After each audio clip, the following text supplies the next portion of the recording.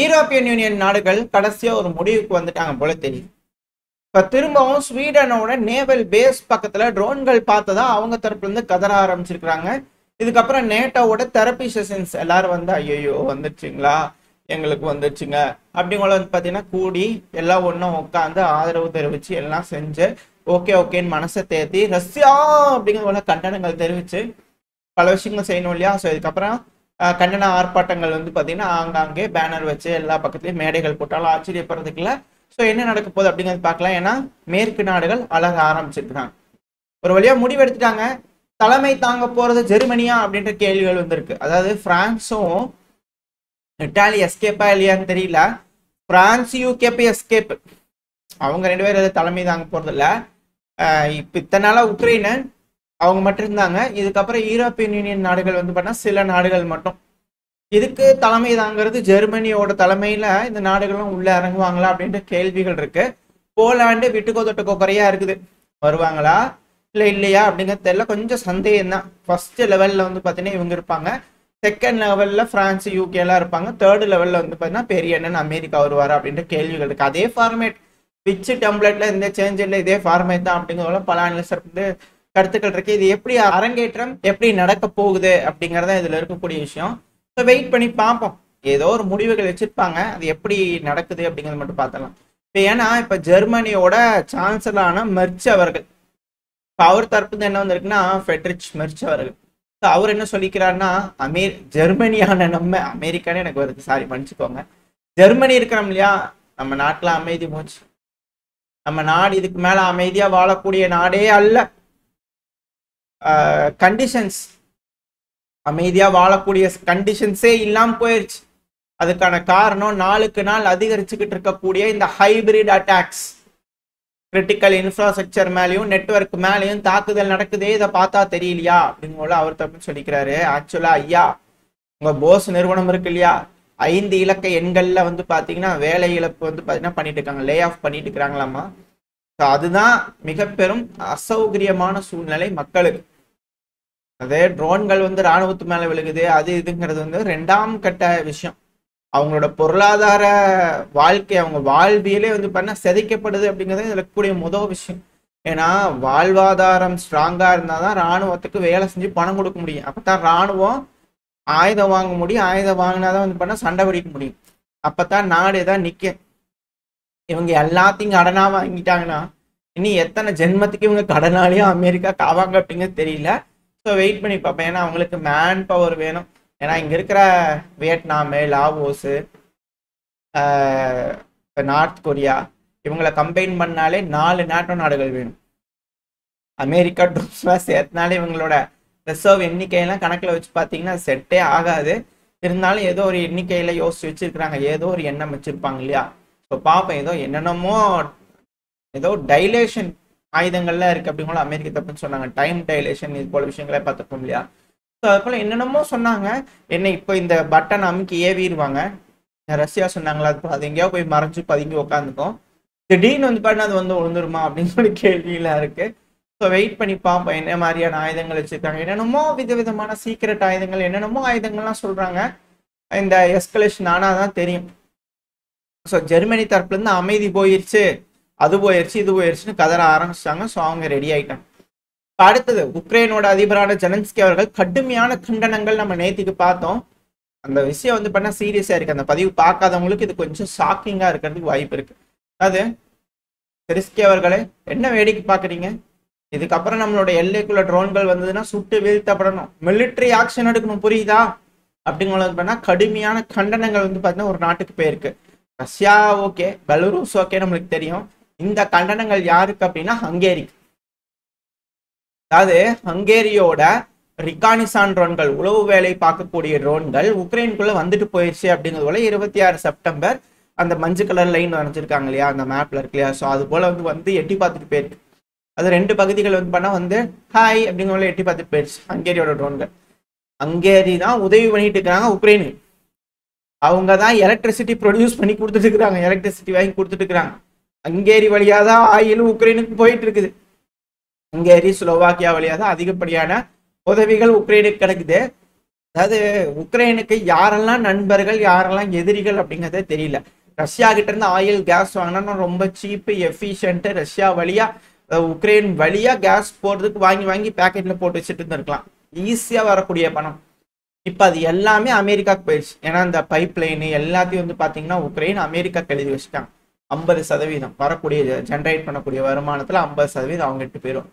இப்போ உக்ரைனுக்கு உதவி பண்ணக்கூடிய மற்ற நாடுகள், மேற்குல இருக்கிற நாடுகளோடய சண்டை பிடிச்சாங்கன்னா, அதே ஒரு படத்துல வரும் இல்லையா, கவுண்டமணி அவர்கள் நினைக்கிறேன், அது அப்படியே பேத்தெடுத்து உக்ரைனை அமெரிக்கா பக்கத்துல கொண்டு போய் வச்சுக்குவாரா ஜெலன்ஸ்கி அவர்கள் அப்படின்ற எண்ணங்கள்லாம் வருது. ஸோ என்ன பண்ண போறான்னு தெரியல. எல்லா நாடுகளோடையும் வரண்டு இழுத்துட்டு இருந்தா எப்படி அப்படிங்கிற இருக்கு. ஏன்னா இதுக்கப்புறம் ஹங்கேரியோட ட்ரோன்கள் உள்ள வந்துச்சுன்னா மிலிட்டரி ஆக்ஷன் எடுத்துருங்க அப்படிங்கிற பண்ணா அவர் தப்புன்னு சொல்லிக்கிறாரு.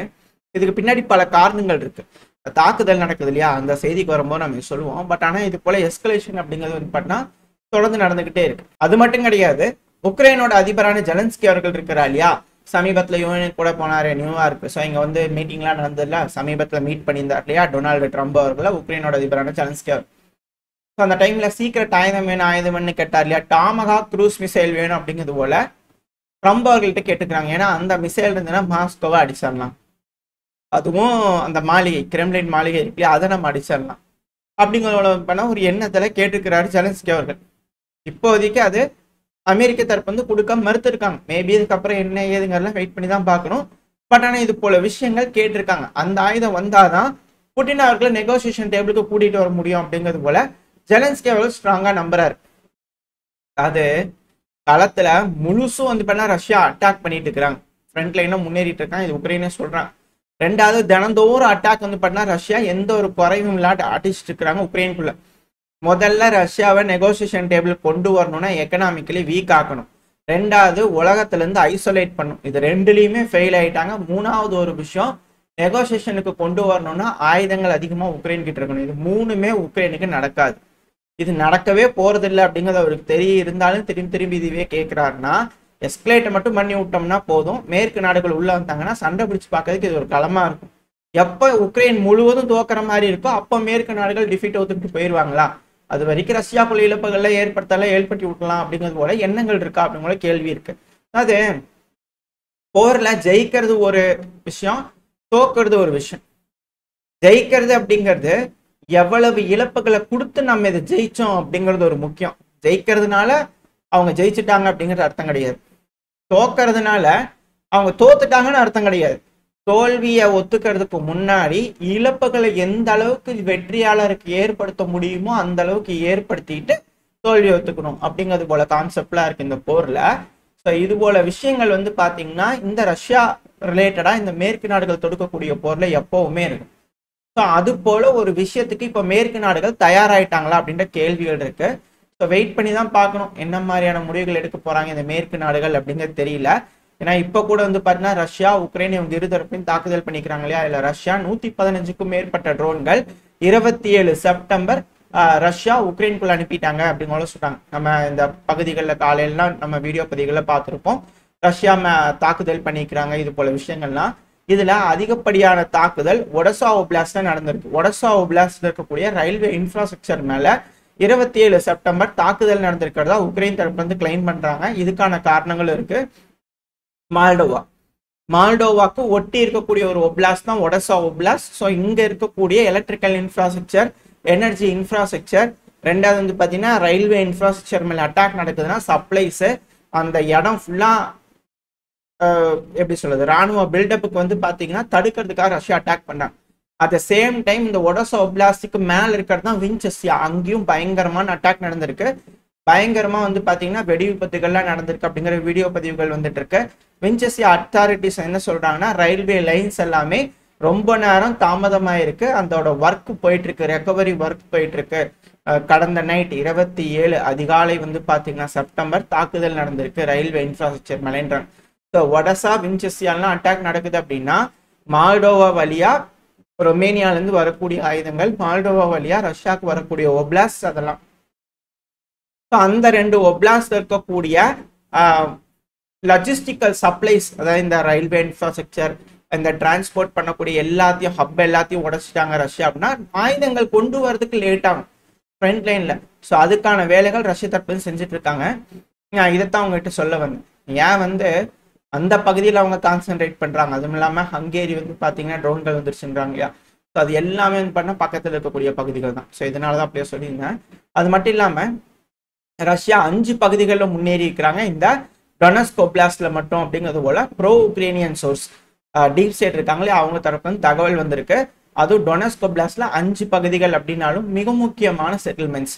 எம்பில் பகுதியில் முன்னேறி இருக்காங்க, பெருசோவா பகுதியில் முன்னேறி இருக்காங்க, கலிஷ்னிவ்கி அந்த பகுதியில் முன்னேறி இருக்கிறாங்க, ஒல்ஹேவ் அந்த பகுதியில் முன்னேறி இருக்கிறாங்க. அடுத்தது நோவோ இவனெவ்காவோட புறநகரங்கள்ல முன்னேறி இருக்கிறதா ப்ரோ உக்ரைனியன் சோர்ஸ் தரப்புன்னு சொல்றாங்க. ரஷ்ய தரப்பு வந்து முன்னேறி இருக்கிறாங்க அப்படிங்கிறது போல அவங்க எனிமேன்னு சொல்லுவாங்க.